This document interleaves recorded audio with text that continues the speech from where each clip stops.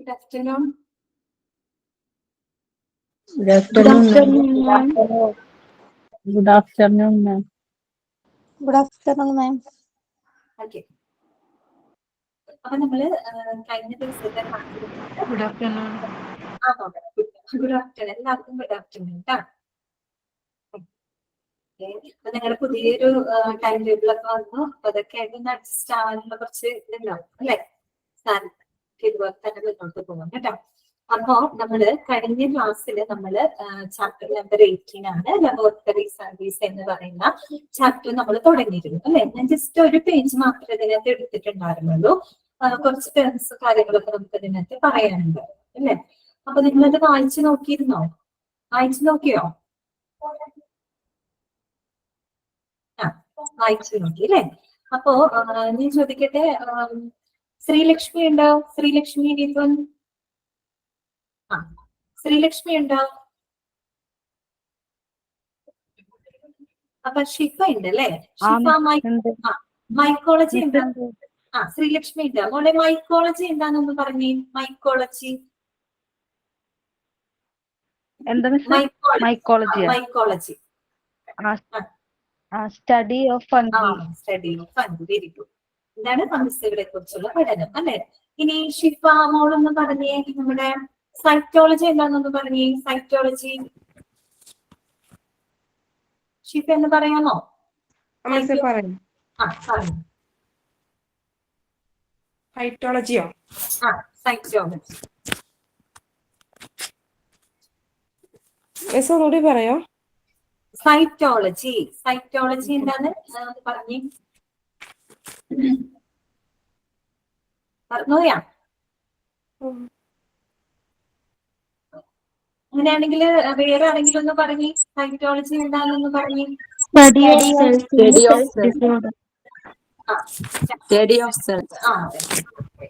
അപ്പൊ ഷിഫ ഒന്ന് നോക്കണം കേട്ടോ. സോറി. ഓക്കെ മതി. ചിലപ്പോ പെട്ടെന്ന് ഓർമ്മ കിട്ടിയിട്ടുണ്ടാവില്ല അല്ലെ? സാരില്ല. അപ്പൊ ഇനി നമ്മള് നോക്കണം കേട്ടോ. മറന്നു പോകരുതേ. ഇടയ്ക്കൊന്ന് വായിച്ചു നോക്കണം കേട്ടോ. നമ്മൾ ഇടയ്ക്കിടയ്ക്ക് ഒന്ന് വായിച്ചു നോക്കിയാൽ ഓർമ്മയിലിരിക്കും. അപ്പൊ ഞാനിവിടെ ഇനി ഓൾ മ്യൂട്ട് ചെയ്യാണ്. നമുക്ക് ഇന്നത്തെ ക്ലാസ് തുടങ്ങാം കേട്ടോ. All mute ചെയ്യാണേ.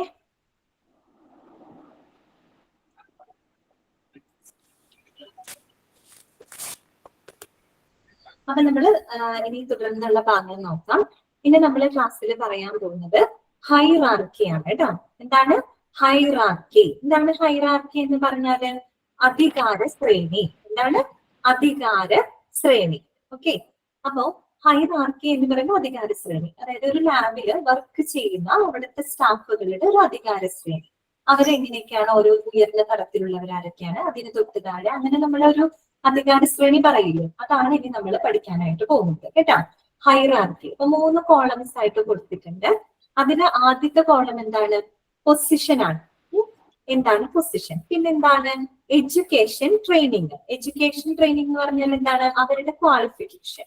ആ ഒരു പൊസിഷനിൽ ഇരിക്കുന്ന വ്യക്തിക്ക് എന്ത് ക്വാളിഫിക്കേഷൻ ആണ് വേണ്ടത്. പിന്നെന്താണ്? റെസ്പോൺസിബിലിറ്റീസ് എന്ന് പറഞ്ഞാൽ എന്താണ്? ഉത്തരവാദിത്തങ്ങൾ അല്ലെ? ആ ഒരു വ്യക്തിയുടെ ഉത്തരവാദിത്തങ്ങൾ എന്തൊക്കെയാണ്? അങ്ങനെ 3 കോളംസ് ആയിട്ടാണ് കൊടുത്തിരിക്കുന്നത്. അപ്പൊ നിങ്ങള് റെസ്പോൺസിബിലിറ്റീസ് കുറെ കൂടെ ഫോക്കസ് ചെയ്ത് നമ്മൾ മനസ്സിലാക്കിയിരിക്കും. എന്താണെന്നറിയാമോ? ഒരു പൊസിഷൻ തന്നിട്ട് താഴെ തന്നിരിക്കുന്നവയിൽ അയാളുടെ റെസ്പോൺസിബിലിറ്റി ഏതാണെന്ന് ഐഡന്റിഫൈ ചെയ്യാനോ അങ്ങനെ എന്തെങ്കിലും ചോദ്യം വന്നു കഴിഞ്ഞാൽ നമുക്ക് കിട്ടണം അല്ലെ? അതുപോലെ തിരിച്ചും ചോദിക്കാം. ഒരു റെസ്പോൺസിബിലിറ്റി തന്നിട്ട് ഇത് ആരുടെ റെസ്പോൺസിബിലിറ്റി ആണ്, അല്ലെങ്കിൽ ഏത് പൊസിഷനിൽ ഇരിക്കുന്ന ആളുടെ റെസ്പോൺസിബിലിറ്റി ആണ് എന്ന് ചോദിച്ചാലും നമുക്ക് ആൻസർ കിട്ടണം അല്ലെ? അപ്പൊ നമ്മുടെ റെസ്പോൺസിബിലിറ്റീസ് ഒന്ന് ഫോക്കസ് ചെയ്ത് പഠിക്കണം കേട്ടോ. ക്വാളിഫിക്കേഷൻ എന്ന് അറിഞ്ഞിരിക്കാം, അത്രയേ ഉള്ളൂ. അപ്പൊ നമുക്ക് നോക്കാം. ഒന്നാമത്തെ എന്താണ്? Laboratory director. ആരാണ്? ലബോറട്ടറി ഡയറക്ടർ അഥവാ ലാബ് ഡയറക്ടർ. എന്താണ് അദ്ദേഹത്തിന്റെ ക്വാളിഫിക്കേഷൻ പറഞ്ഞത് നോക്കിയേ. ഡോക്ടറൽ ഡിഗ്രി ആണ് അല്ലെ? ഡോക്ടറൽ ഡിഗ്രി ബ്രാക്കറ്റിൽ കൊടുത്തിട്ടുണ്ട്. MD അതുപോലെ തന്നെ PhD എന്ന് കൊടുത്തിട്ടുണ്ട്. Sometimes a medical laboratory scientist board certification recommended. പലപ്പോഴും എന്താണ് സിമി? ഹോസ്പിറ്റൽ കേസ് ആണ് കുറെ ക്ലാസ്. കുഴപ്പമില്ല സിമി. റെക്കോർഡഡ് ക്ലാസ്സുകളുണ്ട് കേട്ടോ. അതൊന്ന് കാണാനായിട്ട് ശ്രമിക്കണേ. അതൊന്ന് കാണണം, സമയം ഉള്ള ടൈമിൽ അതൊക്കെ ഒന്ന് കണ്ട് നോക്കണം കേട്ടോ. നമ്മള് പറഞ്ഞ് മനസ്സിലാക്കാവുന്ന കാര്യങ്ങളേ ഉള്ളൂ, അത് ശ്രമിക്കുക കേട്ടോ. ടൈം ഒന്ന് മാനേജ് ചെയ്യണേ. പിന്നെന്താണ്, അപ്പൊ നമ്മൾ പറഞ്ഞു വന്നത് ഡോക്ടറൽ ഡിഗ്രി ആണ് അല്ലെ. ഡോക്ടറൽ ഡിഗ്രിയിൽ പറയുന്നുണ്ട് MD or PhD ആണ് പറയുന്നത്. അതിനൗഷധ ചാപ്റ്റർ 18 കേട്ടോ, ലബോറട്ടറി സർവീസ്. MD എന്ന് പറഞ്ഞാല് ഡോക്ടർ ഓഫ് മെഡിസിൻ ആണ്, ഡോക്ടർ ഓഫ് മെഡിസിൻ. PhD എന്ന് പറഞ്ഞാല് ഡോക്ടർ ഓഫ് ഫിലോസഫി അല്ലെ. PhD കാരെന്ന് കേട്ടിട്ടില്ലേ നിങ്ങള്? ആ വിഷയത്തിൽ പഠിച്ച് ഡോക്ടറേറ്റ് ഉള്ള ആൾക്കാരെയാണ് നമ്മൾ PhD സ്കോളേഴ്സ് എന്ന് പറയുന്നത്. മനസ്സിലായല്ലോ? അപ്പൊ ഇവിടെ ഒന്നില്ലെങ്കിൽ മെഡിസിൻ, അതായത് ഡോക്ടർ ഓഫ് മെഡിസിൻ കഴിഞ്ഞതോ, അല്ലെങ്കിൽ PhD ഡോക്ടർ ഓഫ് ഫിലോസഫി, അതായത് ഈ ലാബുമായിട്ട് ബന്ധപ്പെട്ട ഏതെങ്കിലും വിഷയങ്ങൾ, ഇപ്പൊ മൈക്രോബയോളജി ആവാം, അല്ലെങ്കിൽ ബയോടെക്നോളജി, അങ്ങനെ ഏതെങ്കിലും വിഷയങ്ങളിൽ PhD അതായത് റിസർച്ച് എന്നുള്ള രീതിയിൽ എടുത്തിട്ടുള്ള ആൾക്കാരുണ്ടായിരിക്കും. നമ്മുടെ കോളേജിലൊക്കെ പഠിപ്പിക്കുന്ന പ്രൊഫസേഴ്സ് ഒക്കെ ഉണ്ടായിരിക്കും PhD സ്കോളേഴ്സ് ആയിരിക്കും. അവർ ആ ഒരു വിഷയത്തിൽ നല്ലപോലെ പഠിച്ച് റിസർച്ച് ചെയ്തൊരു സയന്റിസ്റ്റ് ലെവലിൽ നിൽക്കുന്ന ആൾക്കാരാണ്. അവരെയും നമ്മൾ ഡോക്ടർ എന്നാണ് അഭിസംബോധന ചെയ്യുക. പക്ഷെ MBBS ഡോക്ടർ അല്ല, പക്ഷെ ആ ഒരു വിഷയത്തിൽ പഠിച്ച് റിസർച്ച് ചെയ്ത് PhD എടുത്തുള്ള ആൾക്കാരാണ്. അവരെയും നമ്മൾ ഡോക്ടർ എന്നാണ് അഭിസംബോധന ചെയ്യുന്നത്. അപ്പൊ MD ഉള്ള ആൾക്കാരാവാം, PhD ഉള്ള ആൾക്കാരായിരിക്കാം. Sometimes a medical laboratory scientist board certification recommend. പലപ്പോഴും എന്താണ്, medical laboratory scientist board certified ആയിരിക്കാം. എന്ന് വെച്ചാൽ ഒരു medical laboratory scientist board certified ആയിട്ടുള്ള ഒരു ഡോക്ടറോ അല്ലെങ്കിൽ ഒരു PhD കാരനോ ആയിരിക്കും എന്തെന്ന് പറയുന്നത്, ലബോറട്ടറി ഡയറക്ടർ എന്ന് പറയുന്നത്. മനസ്സിലായല്ലോ? അത്രയും ഉയർന്ന ക്വാളിഫിക്കേഷൻ ഉള്ള ആളാണ്. അദ്ദേഹത്തിന്റെ റെസ്പോൺസിബിലിറ്റി അതിന് കണ്ട് വലുതുമായിരിക്കും. അപ്പൊ അതിന്റെ റെസ്പോൺസിബിലിറ്റി നമുക്കൊന്ന് നോക്കിയാലോ. എന്താണ് പറയുന്നത്? Controls and manages all lab operations അല്ലെ. ആ ഒരു ലാബിനകത്തുള്ള എല്ലാവിധ ഓപ്പറേഷൻസുകളെയും കൺട്രോൾ ചെയ്യുന്നത്, നിയന്ത്രിക്കുന്നതും അതുപോലെ തന്നെ മാനേജ് ചെയ്യാം, കൈകാര്യം ചെയ്യുന്നതും ആരായിരിക്കും? Laboratory director. മനസ്സിലായല്ലോ? അതാണ് അദ്ദേഹത്തിന്റെ ഒന്നാമത്തെ റെസ്പോൺസിബിലിറ്റി. പിന്നെന്താ പറയുന്നത്? And ensures the quality patient care അല്ലെ. അതായത് വളരെ ഗുണമേന്മയുള്ള ഒരു പേഷ്യന്റ് കെയർ ഉറപ്പുവരുത്തുന്നു. ഗുണമേന്മയുള്ള പേഷ്യന്റ് കെയർ ഉറപ്പുവരുത്തുക എന്ന് പറഞ്ഞാൽ എന്താണ് ഉദ്ദേശിക്കുന്നത്? ഏറ്റവും ആക്യുറേറ്റ് ആയിട്ടുള്ള ഒരു റിസൾട്ട് അവർക്ക് പ്രൊവൈഡ് ചെയ്ത് കൊടുക്കുക അല്ലെ. അത് ഉറപ്പാക്കുക. അപ്പൊ നല്ലൊരു കൃത്യതയുള്ള ഒരു പരിശോധന ഫലം കൊടുത്താൽ മാത്രമാണ് അവർക്ക് എന്ത് ചെയ്യാൻ പറ്റുള്ളൂ? ഫർദർ ട്രീറ്റ്മെന്റ് അപേക്ഷിച്ച് ബെറ്റർ ട്രീറ്റ്മെന്റ് കൊടുക്കാനായിട്ട് സാധിക്കുള്ളൂ അല്ലെ. അപ്പൊ അതാണ് ഉദ്ദേശിക്കുന്നത് കേട്ടോ. പിന്നെന്താ പറയുന്നത്? Explains the test result with consulting pathologist. നമുക്കറിയാം പാത്തോളജി നമ്മൾ പഠിച്ചു അല്ലെ. എന്താണ്? സ്റ്റഡി ഓഫ് ഡിസീസസ് ആണ് അല്ലെ, രോഗങ്ങളെ കുറിച്ചുള്ള പഠനമാണ്. അതെ, അങ്ങനെയാണെങ്കിൽ പാത്തോളജിസ്റ്റ് ആരായിരിക്കും? രോഗത്തെ കുറിച്ച് പഠിക്കുന്ന ആളായിരിക്കും. എന്ന് പറഞ്ഞാൽ ഒരു ഡോക്ടർ ആയിരിക്കും അല്ലെ. അപ്പൊ നമ്മുടെ കൺസൾട്ടിങ് പാത്തോളജിസ്റ്റും ആയിട്ട് ഈ പരിശോധനാ ഫലങ്ങളെ വിശദമാക്കി കൊടുക്കുക. എനിക്കൊരു പ്രോബ്ലം വന്നു, എന്റെ ഡോക്ടറുടെ നിർദ്ദേശപ്രകാരമായിരിക്കും ഞാൻ ലാബിൽ പോയിട്ട് ടെസ്റ്റ് ചെയ്യുന്നുണ്ടാവാം. അപ്പൊ എന്റെ ക്ലിനിക്കൽ പാത്തോളജിസ്റ്റ് ആരാണ്? എന്റെ ഡോക്ടറാണ് അല്ലെ. അപ്പൊ എന്റെ ഡോക്ടറുമായിട്ട് ഈ ലാബ് ഡയറക്ടർ ഞങ്ങളുടെ റിസൾട്ട് ഇങ്ങനെയാണ്, അയാൾക്ക് ഇന്ന ഒരു രോഗമാണെന്ന് തോന്നുന്നു എന്നുള്ള കാര്യങ്ങൾ വിശദമാക്കി കൊടുക്കണം അല്ലെ. അതാണ് പറയുന്നത് explains the test result with consulting pathologist. അപ്പൊ 3 റെസ്പോൺസിബിലിറ്റി മനസ്സിലായി എന്ന് വിചാരിക്കുന്നു കേട്ടോ. അപ്പൊ ലബോറട്ടറി ഡയറക്ടർ എന്താ ചെയ്യുന്നത്? ഒരു ലാബിനടുത്തുള്ള എല്ലാ ഓപ്പറേഷൻസിനെയും നിയന്ത്രിക്കുകയും കൈകാര്യം ചെയ്യുകയും ചെയ്യാം. അതോടൊപ്പം തന്നെ ഏറ്റവും ഗുണമുള്ള ഒരു പേഷ്യന്റ് കെയർ ഉറപ്പുവരുത്തുക. കൺസൾട്ടന്റ് പാത്തോളജിസ്റ്റുമായിട്ട് എന്താണ് പരിശോധനാ ഫലങ്ങൾ എക്സ്പ്ലെയിൻ ചെയ്ത് കൊടുക്കുക, വിശദമാക്കി കൊടുക്കുക. ഇനി നിങ്ങൾ ലാബിലൊക്കെ പോയിട്ടുള്ളവരായിരിക്കും, പല ടെസ്റ്റിങ്ങുകളൊക്കെ ചെയ്തിട്ടുള്ളവരായിരിക്കും അല്ലെ. അപ്പൊ ഇനി നിങ്ങൾ ശ്രദ്ധിക്കണം കേട്ടോ. നമ്മൾക്ക് ലാബ് റിപ്പോർട്ട് കിട്ടുന്ന സമയത്ത് ഈ ലാബിന്റെ പ്രിന്റ് ഔട്ട് നമുക്ക് തരുമല്ലോ, റിസൾട്ട് തരുമല്ലോ. അപ്പൊ അതിന്റെ ഏറ്റവും അടിയിലായിട്ട് 3 പേരുടെ സിഗ്നേച്ചർ ഒക്കെ നമുക്ക് കാണാൻ പറ്റും. ഒരു MLT കാരുടെ സിഗ്നേച്ചർ ഉണ്ടായിരിക്കും. പിന്നെ ഈ പറഞ്ഞോണ്ട് ഒരു കൺസൾട്ടന്റ് പാത്തോളജിസ്റ്റിന്റെ ഒരു സിഗ്നേച്ചർ നമുക്ക് കാണാം. അതൊരു ഡോക്ടർ ആയിരിക്കും. മനസ്സിലായല്ലോ? അതാണ് ഈ ലാബ് ഡയറക്ടർ എന്ന് പറയുന്നത്. കേട്ടല്ലോ? മൈക്രോബയോളജിസ്റ്റ് അങ്ങനെയുള്ളവരുടെയൊക്കെ സിഗ്നേച്ചർ അതിനായിട്ട് കാണും. ഒരു PhD എടുത്തിട്ടുള്ള ആൾക്കാരായിരിക്കും കേട്ടോ. മൈക്രോബയോളജിയിൽ PhD എടുത്തിട്ടുള്ള ആൾക്കാരായിരിക്കും എന്ന് പറഞ്ഞാൽ അവരാരായിരിക്കും? ലബോറട്ടറി ഡയറക്ടർ ആയിരിക്കും. ഒരു റിസൾട്ട് കണ്ട് അയാൾക്ക് ഇന്ന അസുഖമാണെന്ന് പറയാൻ സാധിക്കുന്നുണ്ടെങ്കിൽ എന്ത് വേണം? അവരൊരു ഡോക്ടർ ആയിരിക്കണം. അല്ലെങ്കിൽ എന്തായിരിക്കും? ഒരു ഡോക്ടർ ക്വാളിഫൈഡ് ആയിട്ടുള്ള ആളുകളായിരിക്കും. മനസ്സിലായല്ലോ? ക്ലിയർ അല്ലേ? അത്രയേ ഉള്ളൂ. ഓക്കെ. ഇനി അടുത്തത് 2ാമത്തത് ടെക്നിക്കൽ സൂപ്പർവൈസർ. എന്താണ് ടെക്നിക്കൽ സൂപ്പർവൈസർ? അപ്പൊ പേരിൽ തന്നെ നമുക്ക് കിട്ടും അതിന്റെ റെസ്പോൺസിബിലിറ്റി അല്ലെ. ടെക്നിക്കൽ എന്ന് പറയുന്നത് എന്തായിരിക്കും? ടെക്നിക്കൽ കാര്യങ്ങളായിരിക്കും, ലാബിലുള്ള ടെക്നിക്കൽ സൈഡ് അല്ലെ, സാങ്കേതികമായിട്ടുള്ള കാര്യങ്ങള് സൂപ്പർവൈസ് ചെയ്യുന്ന ആളായിരിക്കും അല്ലെ. ടെക്നിക്കൽ സൂപ്പർവൈസർ എന്ന് പറയുന്നത് അദ്ദേഹത്തിന്റെ ക്വാളിഫിക്കേഷൻ എന്താ നോക്കിയേ, ഡോക്ടറൽ ഡിഗ്രി തന്നെയാണ് പറയുന്നത് കേട്ടോ. Doctoral degree MD or PhD, നമ്മൾ ഈ പറഞ്ഞ ഡോക്ടർ ഓഫ് മെഡിസിനോ അല്ലെങ്കിൽ PhD ഉള്ള ആളുകളായിരിക്കാം. അല്ലെങ്കിൽ പിന്നെന്താ, maybe masters or bachelors degree experience with board certification. നമ്മൾ നേരത്തെ പറഞ്ഞ ആ ഒരു medical laboratory scientist board certified ആയിട്ടുള്ള ഒരു മാസ്റ്റേഴ്സ് ഡിഗ്രി ഉള്ള ആൾ, അതായത് PG എടുത്തിട്ടുള്ള ആൾക്കാർ അല്ലെങ്കിൽ ഡിഗ്രി ഉള്ള ആൾക്കാരായാലും മതി, വിത്ത് എക്സ്പീരിയൻസ്. അതേ ചേർക്കാം MSc കേട്ടോ. ഡിഗ്രി PG അതുപോലെ ഡിഗ്രി ക്വാളിഫൈഡ് ആയിട്ടുള്ള ആൾക്കാർ വിത്ത് എക്സ്പീരിയൻസ്, അവർക്ക് പ്രവർത്തന പരിചയം വേണം. ഈ പറഞ്ഞ എല്ലാ ക്വാളിഫിക്കേഷനും വേണമെന്നല്ല, ഇതിൽ ഏതെങ്കിലും ഉണ്ട്. ഒന്നെങ്കിൽ ഡോക്ടർ MD ഓർ PhD, അതല്ലാന്നുണ്ടെങ്കിൽ ഈ പറഞ്ഞ സ്പെസിഫിക് ആയിട്ടുള്ള ഏതെങ്കിലും ഒരു ലാബുമായിട്ട് ബന്ധപ്പെട്ട സബ്ജക്റ്റിനകത്ത് മാസ്റ്റേഴ്സ് ഡിഗ്രിയോ അല്ലെങ്കിൽ ഡിഗ്രി വിത്ത് എക്സ്പീരിയൻസ്, അതാണ് അവർക്കുള്ള ക്വാളിഫിക്കേഷൻ എന്ന് പറയുന്നത്. മനസ്സിലായല്ലോ? എന്തായിരിക്കും അവരുടെ റെസ്പോൺസിബിലിറ്റി? അപ്പൊ ഏരിയയിൽ തന്നെ കിട്ടും. എന്താണ്? Provides the supervision of technical and scientific functions അല്ലെ. ടെക്നിക്കൽ സൂപ്പർവൈസർ അല്ലേ? എന്താണ്? ലാബിന്റെ സാങ്കേതികവും ശാസ്ത്രീയവുമായിട്ടുള്ള എല്ലാ പ്രവർത്തനങ്ങളുടെയും എന്താണ് മേൽനോട്ടം വഹിക്കുന്ന ആളാണ് ടെക്നിക്കൽ സൂപ്പർവൈസർ. സാങ്കേതികമായിട്ടുള്ള പ്രവർത്തനങ്ങൾ എന്ന് പറഞ്ഞാൽ എന്താണ്? ലാബിനകത്ത് ഒരുപാട് ഇൻസ്ട്രുമെന്റ്സ് ഒക്കെ യൂസ് ചെയ്യുന്നുണ്ട് അല്ലെ. അതെ കറക്റ്റ് ആണ് കേട്ടോ. മെഷീനറീസ് ഇല്ലേ, മെഷീനറീസും കാര്യങ്ങളൊക്കെ ഉണ്ട്, ഡിവൈസസ് ഉണ്ട്, അതിന്റെയൊക്കെ ഫങ്ഷൻസുകളൊക്കെ കൃത്യമായിട്ട് മേൽനോട്ടം വഹിക്കുന്ന ആളാണ് ടെക്നിക്കൽ സൂപ്പർവൈസർ എന്ന് പറയുന്നത്. മനസ്സിലായല്ലോ? ഇനി അടുത്തത് എന്താണ്? General supervisor. ടെക്നിക്കൽ സൂപ്പർവൈസർ വേറെ, ജനറൽ സൂപ്പർവൈസർ ജനറൽ ആണ് അല്ലെ, പൊതുവായിട്ടുള്ള എല്ലാ കാര്യങ്ങളും മേൽനോട്ടം വഹിക്കുന്ന ആളായിരിക്കും ജനറൽ സൂപ്പർവൈസർ. അപ്പൊ അദ്ദേഹത്തിന്റെ ക്വാളിഫിക്കേഷൻ നമുക്ക് നോക്കാം. എന്താണ് പറയുന്നത്? May be the same person as the lab director or technical supervisor. നമ്മൾ ഈ പറഞ്ഞ എന്താണ്, ഒരു ലാബ് ഡയറക്ടറുടെയോ അല്ലെങ്കിൽ ഒരു ടെക്നിക്കൽ സൂപ്പർവൈസറുടെ ക്വാളിഫൈഡ് ആയിട്ടുള്ള ഒരാളാണ്, അതേ ക്വാളിഫിക്കേഷൻ ഉള്ള ആളാണ്. പിന്നെന്താ പറയുന്നത്? അതൊരു സൈഡ്, ഒരു ക്വാളിഫിക്കേഷൻ അങ്ങനെ പറയുന്നത്. അതല്ലെങ്കിൽ depending on the lab and experience MLS or MT or MLT may qualify. അതല്ലാന്നുണ്ടെങ്കിൽ ഈ പറഞ്ഞ ലാബും ലാബിന്റെ ഒരു എക്സ്പീരിയൻസും വെച്ച് MLS ഓർ MT. എന്താണ് MLS എന്ന് പറഞ്ഞു കഴിഞ്ഞാല്? മെഡിക്കൽ ലബോറട്ടറി സയൻസ് ആണ് കേട്ടോ.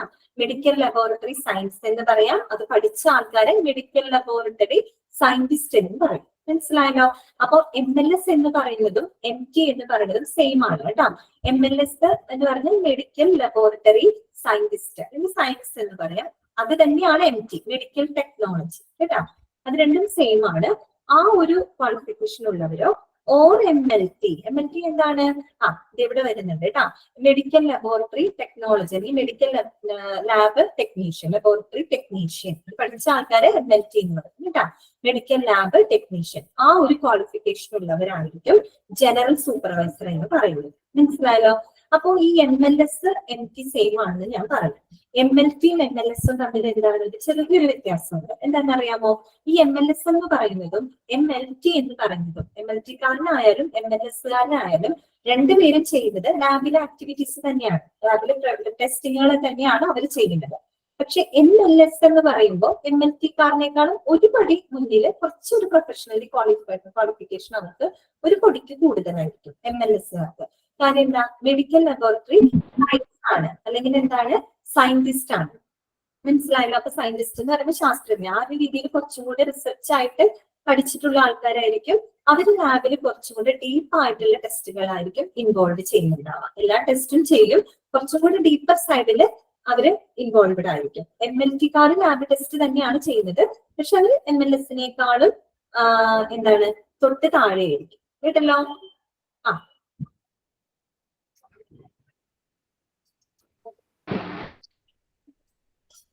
ഓൺ മ്യൂട്ട് കൊടുത്തിട്ടുണ്ട് കേട്ടോ.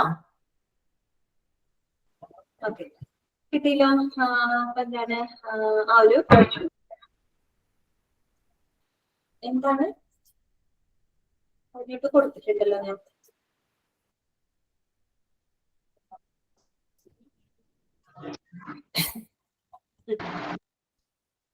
മ്യൂട്ട് ചെയ്ത് വെക്കണേ. ആ അപ്പൊ ജനറൽ സൂപ്പർവൈസറിന്റെ റെസ്പോൺസിബിലിറ്റി എന്താന്ന് നമുക്ക് നോക്കാം. ഇത് ക്ലിയർ ആയല്ലോ? MNS ഓർ MLT എന്ന് പറയുന്നത് ഒന്ന് മ്യൂട്ട് ചെയ്ത്, ഞാനിവിടെ ഓൺ മ്യൂട്ട് കൊടുത്തിട്ടുണ്ടല്ലോ, എന്താണാവൂ.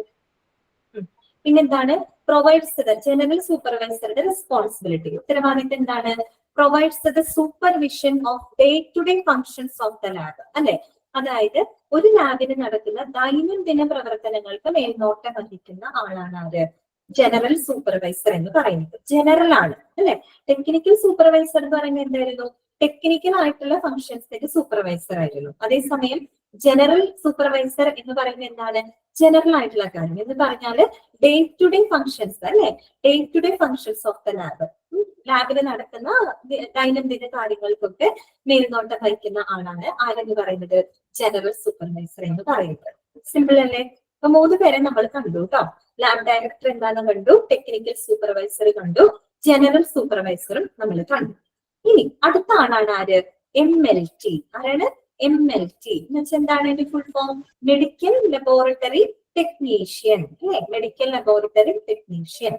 അദ്ദേഹത്തിന്റെ ക്വാളിഫിക്കേഷൻ എന്തായിരിക്കും? Associate degree and completion of accredited MLT. എന്താണ് അക്രഡിറ്റഡ് എന്ന് പറഞ്ഞാൽ? അംഗീകൃതമായത് കേട്ടോ, അംഗീകൃതമായത്.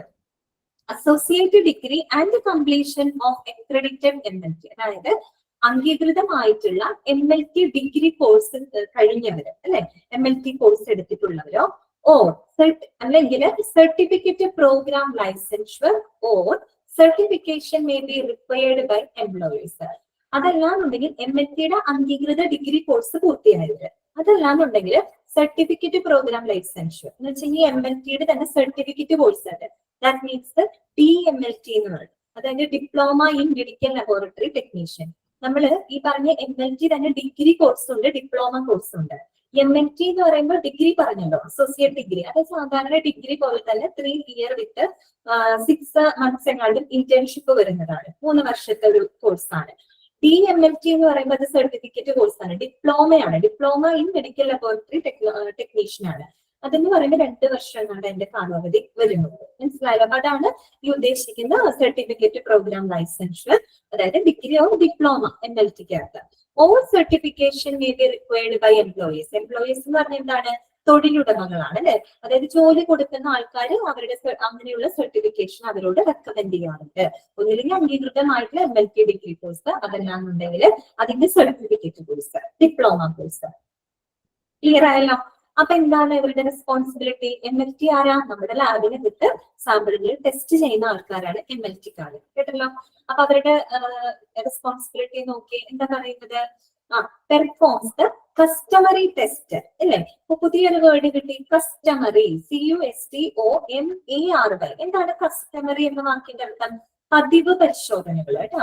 കസ്റ്റമറി ടെസ്റ്റ് എന്ന് പറഞ്ഞാല് പതിവ് പരിശോധനകൾ എന്നാണ് അർത്ഥം. നോക്കൂ, performs the customary test and quality control. Mute ചെയ്തേ, ജിൻസി ഒന്ന് മ്യൂട്ട് ചെയ്തേ. മ്യൂട്ട് കൊടുത്തിട്ടുണ്ടല്ലോ.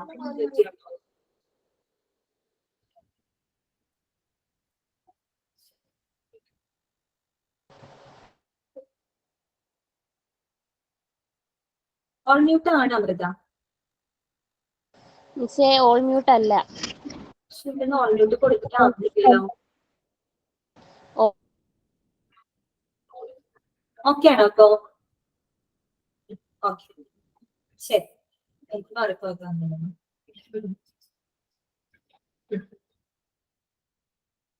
ഓക്കെ. അപ്പൊ നമ്മൾ പറഞ്ഞത് MLT അല്ലെ? അപ്പൊ എന്താണ് റെസ്പോൺസിബിലിറ്റി? എന്താ പറയുന്നത്? പെർഫോംസ് ദ കസ്റ്റമറി ടെസ്റ്റ്, അല്ലെ? പതിവ് പരിശോധനകൾ നടത്താം.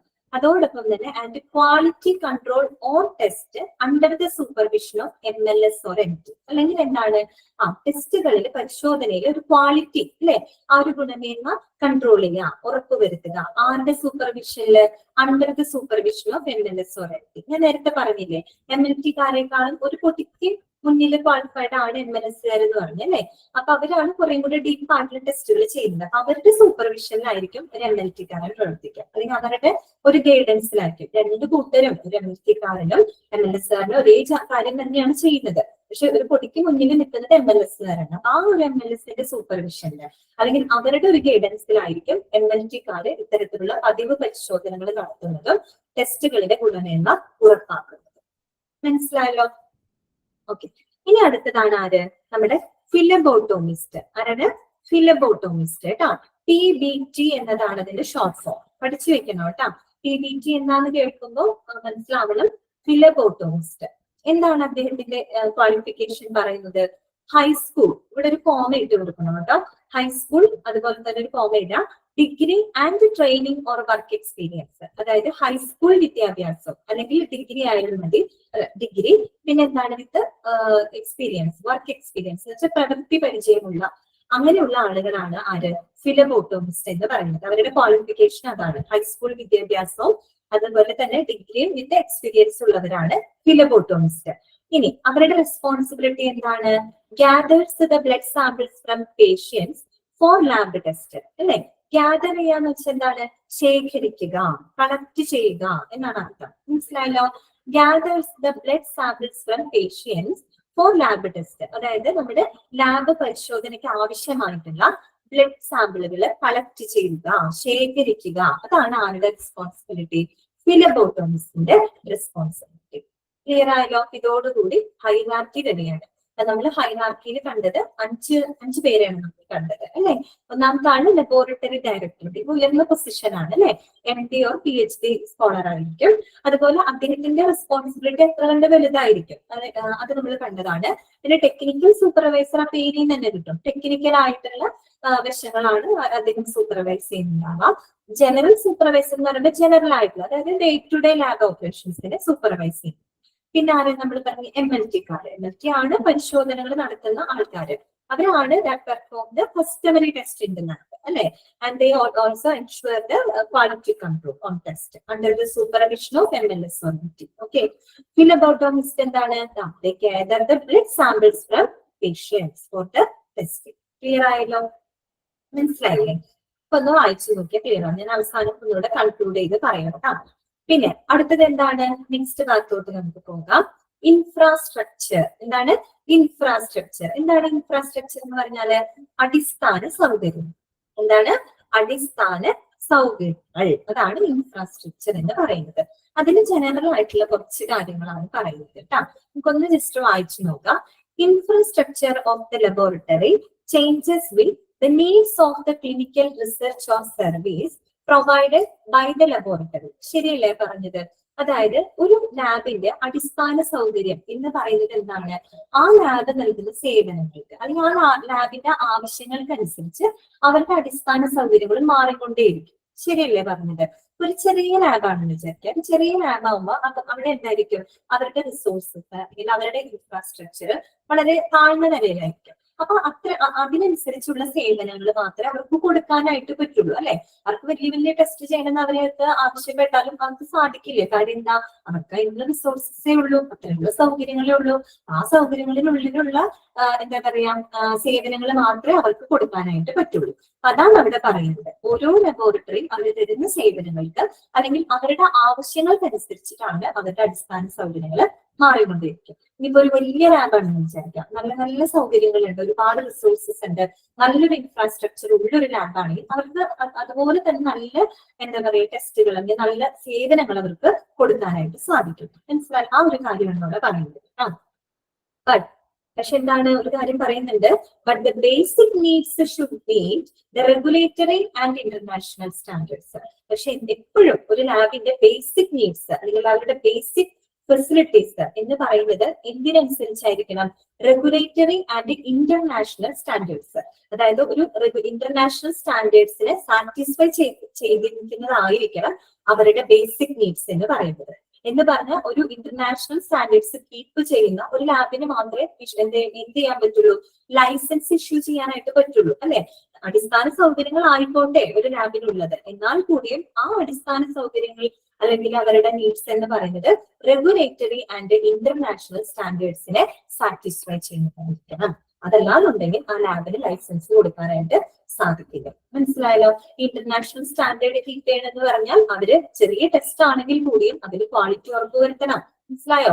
അവരുപയോഗിക്കുന്ന ലാബ് എക്യുപ്മെന്റ്സിന് അതിൻ്റെതായ സ്റ്റാൻഡേർഡ് വേണം. അതൊക്കെയാണ് അവിടെ ഉദ്ദേശിക്കുന്നത്. മനസ്സിലായോ? പിന്നെന്താ പറയുന്നത്? Infrastructure of a laboratory directly affects the quality of research data, efficiency and safety of laboratory workers. എന്താണ് അവിടെ പറയുന്നത്?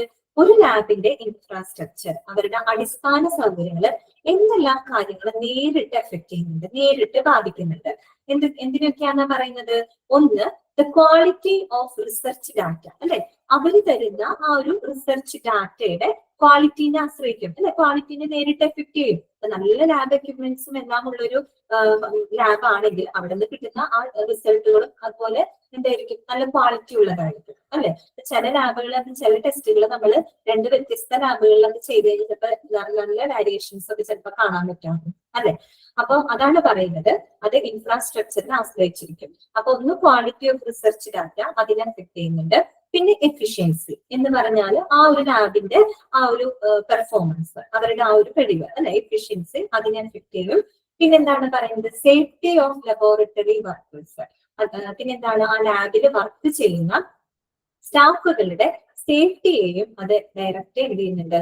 ബാധിക്കുന്നുണ്ട്. മനസ്സിലായല്ലോ? ഒരു ലാബിന്റെ ഇൻഫ്രാസ്ട്രക്ചർ എന്ന് പറയുന്നത് ആ ലാബിൽ അവര് തരുന്ന ഈ പറഞ്ഞ റിസർച്ച് ഡാറ്റയുടെ ക്വാളിറ്റിനെയും അതുപോലെ ആ ലാബിന്റെ എഫിഷ്യൻസിനെയും അവിടെ വർക്ക് ചെയ്യുന്ന ഈ പറഞ്ഞ സ്റ്റാഫുകളുടെയും സേഫ്റ്റിയൊക്കെ നേരിട്ട് ബാധിക്കും. മനസ്സിലായല്ലോ? പിന്നെന്താ പറയുന്നത്? The management of the laboratory is responsible for providing the sufficient resources to staff to guarantee the efficient working of a laboratory. എന്താണ് പറയുന്നത്? അതായത് ഒരു ലാബിന്റെ കാര്യക്ഷമമായിട്ടുള്ള പ്രവർത്തനങ്ങൾക്കായിട്ട് മതിയായിട്ടുള്ള വിഭവങ്ങൾ, റിസോഴ്സസ് ആര് പ്രൊവൈഡ് ചെയ്യണം? അവിടുത്തെ ലബോറട്ടറി മാനേജ്മെന്റ് പ്രൊവൈഡ് ചെയ്യും, അല്ലെ? എന്നാൽ മാത്രമാണ് ഒരു നല്ല രീതിയിൽ ആ ലാബിന് പ്രവർത്തിക്കാനായിട്ട് പറ്റുള്ളൂ. നമുക്കറിയാം, ഒരു ലാബിലെ ടെസ്റ്റുകൾ എന്ന് പറഞ്ഞാൽ മാനുവലി മാത്രം ചെയ്യുന്നതല്ല, അല്ലെ? അവരുടെ കാര്യങ്ങളിൽ മാത്രം, അല്ലെങ്കിൽ മനുഷ്യന്മാർ മാത്രം ചെയ്യുന്ന ടെസ്റ്റുകൾ, അത് ഒരുപാട് എക്യുപ്മെന്റ്സ്, അല്ലെങ്കിൽ ഒരുപാട് ഇൻസ്ട്രുമെന്റിന്റെ ഹെൽപ്പോട് കൂടിയിട്ടാണ് പല ടെസ്റ്റുകളും ചെയ്യുന്നത്, മാനുവലി മാത്രം ചെയ്യുന്നതല്ല. അപ്പൊ അവർക്ക് മതിയായിട്ടുള്ള റിസോഴ്സസ് കൊടുക്കുക എന്നുള്ളത് ആരുടെ ഉത്തരവാദിത്തമാണ്? അവിടുത്തെ ലബോറട്ടറി മാനേജ്മെന്റ് ഉറപ്പുവരുത്തേണ്ട കാര്യമാണ്. എന്തിനു വേണ്ടിയിട്ട്? ഒരു ലാബിന്റെ കാര്യക്ഷമമായിട്ടുള്ള പ്രവർത്തനത്തിന് വേണ്ടിയിട്ട് അവർക്ക് മതിയാവോളം വിഭവങ്ങൾ അവിടുത്തെ സ്റ്റാഫുകൾക്ക് ലഭ്യമാക്കി കൊടുക്കണം. ക്ലിയർ ആയല്ലോ? ഇതെന്താ പറയുന്നത്? ജനറൽ ആയിട്ടുള്ള കുറച്ച് കാര്യങ്ങൾ, അല്ലെ? അത്രയേ ഉള്ളൂ. ഇനി നമുക്ക് അടുത്തൊരു ഭാഗത്തേക്ക് പോകാം. എന്താണ് അവിടെ പറയുന്നത്?